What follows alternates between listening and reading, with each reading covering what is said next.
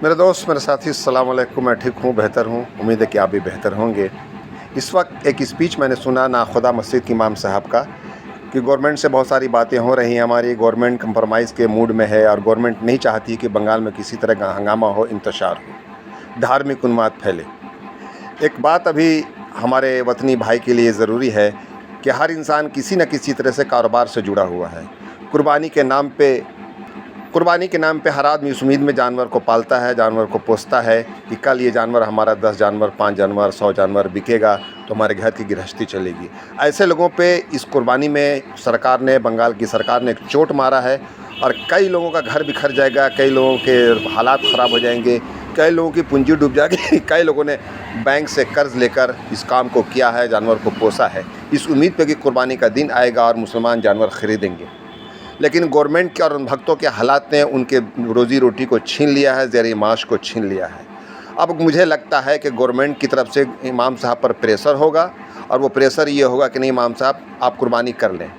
अब हम जाकर अपने वतनी भाई के ज़रिए से, उन लोगों के ज़रिए से जो उम्मीद पर हैं कि हमारे जानवर बिकेंगे, हम उनसे जानवर ख़रीदेंगे।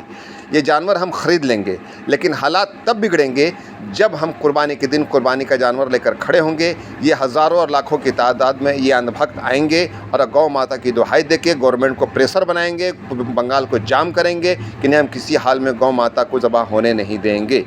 मुसलमान इस बहकावे में ना आवे। इस बार जो स्टैंड लिया है, हाँ ठीक है, हमारी वतनी भाई को नुकसान होगा, हमारी उन बहनों को नुकसान होगा जो बेवा हैं, मिस्कीन हैं और उन्होंने जानवर को पोसा है, पाला है, मेहनत किया है, कर्ज लेके, सोने बेच के, घर बेच के एक जानवर को पोसा है।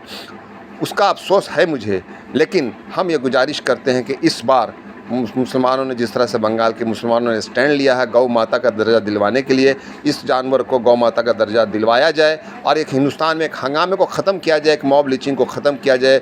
गौ माता के चक्कर में कई मुसलमानों के मर्डर हो रहे हैं, कई मुसलमान शहीद हो रहे हैं, उससे बचा जाए और गौ माता को राष्ट्रीय पशु घोषित किया जाए और किसी भी हाल में किसी बड़े बड़े इंटेलेक्चुअल के बहकावे में मुसलमान ना आवे, गाय ख़रीदने की तरफ एकदम किसी हाल में न जाए। नुकसान मेरे वतनी भाई और बहनों का होगा, हमारा भी नुकसान होगा कि हम कुर्बानी से इस बार महरूम रह जाएंगे, एक बड़े नेकी से हम महरूम हो जाएंगे, एक अल्लाह के अम्र से, अल्लाह के हुक्म से हम महरूम हो जाएंगे। लेकिन इस बात पर कायम रहे मुसलमान किसी हाल में किसी के बहकावे में ना आवे और कुर्बानी के जानवर को ख़रीदने की कोशिश ना करें।